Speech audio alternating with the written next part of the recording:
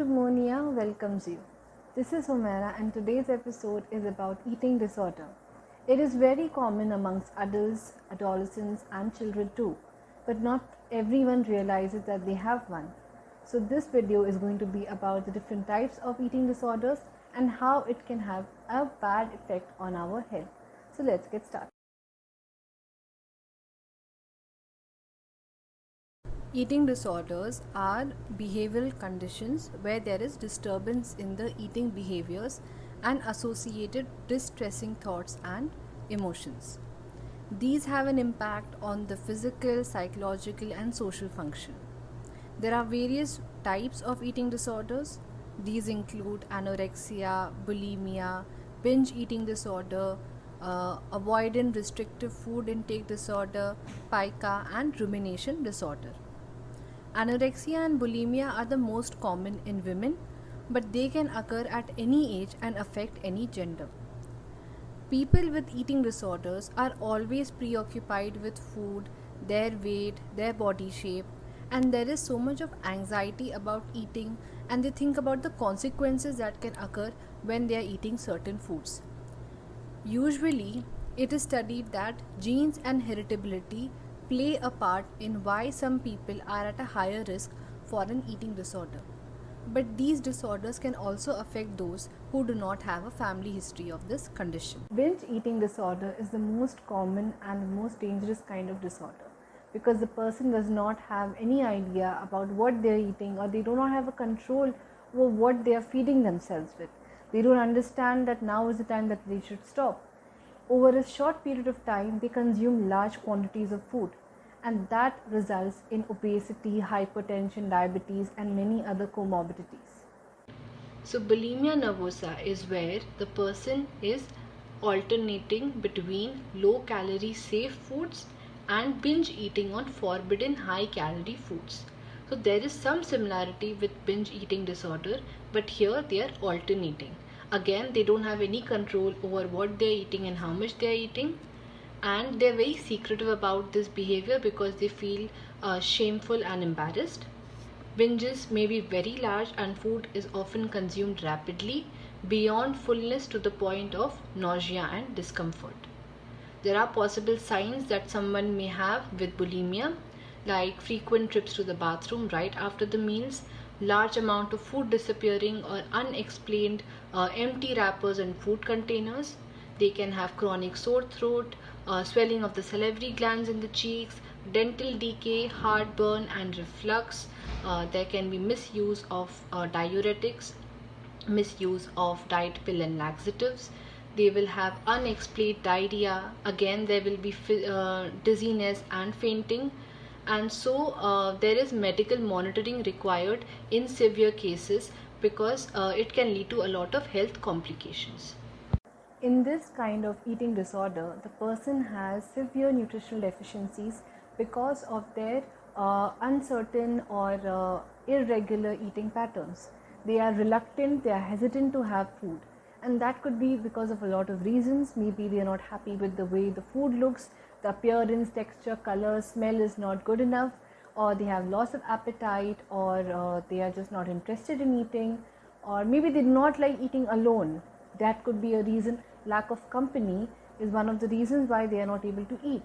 Other things can be a past experience, like for example, if somebody is having a particular food item because of which they choked or they had food poisoning, every time they look at that food item, they're going to be anxious. In the same way, people have fear of constipation, vomiting. So there can be a lot of reasons why people have that kind of disorder. And if it reaches a certain level where it is very severe, they can have weight loss, nutritional deficiencies. We have to give them oral feeding method because they will not eat like normally, and that also has an impact on the way they socialize, because food is something that brings us together, but when they're not able to eat, they have that lack. So that is why these are the issues that people with ARFID face. Anorexia nervosa is characterized by self-starvation and weight loss that results in low weight. So BMI of such people is under 18.5, and they have a lot of fear of gaining weight and becoming fat. And there are two types of anorexia nervosa. the restrictive type and the binge eating or purging type. In the restrictive type, they primarily depend on dieting, fasting, or excessively exercising. So they are hindering themselves from meeting the nutritional requirements. Their calorie intake is very less. The other one is the binge eating or purging type. Here they eat a lot, but then they vomit or use laxatives to get rid of the food. So they have purging behaviors. So over time, some of the following symptoms may develop related to starvation or purging behaviors. Like menstrual periods will cease, there will be dizziness and fainting from dehydration, nails will become brittle, there will be cold intolerance, there will be wasting, muscle weakness, heartburn and reflux because they are vomiting so frequently. They might have bloating, fullness, constipation after meals. Their bones will become weak, there will be thinning of bones. They can also experience depression, anxiety, poor concentration, fatigue, and irritability. And there can be other medical complications where it can affect their kidney, they will have seizures, etc. So we have seen how cows eat, right? They keep swallowing and chewing the food again and again because it takes time for them to digest it. So that is the pattern they follow. But that is not the case with humans. We don't have to do that. But with people who have this disorder, we have seen that people keep chewing the food, swallow it, again bring it back into the mouth and re-chew and re-swallow, or sometimes they spat it out. So this can be very common in infants, in children, in adolescents, and very rarely in adults. Pica is an eating disorder in which the person is repeatedly eating things that are not food with no nutritional value. The behavior persists over for at least 1 month and is severe enough to warrant the clinical attention. Some of the non-foods are paper, paint chips, soap, cloth, hair, chalk, sand, etc. The individuals who have pica are not having any aversion with food.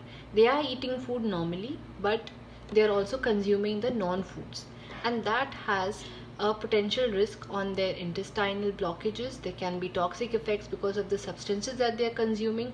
For example, paint has lead, and that is very toxic for our body.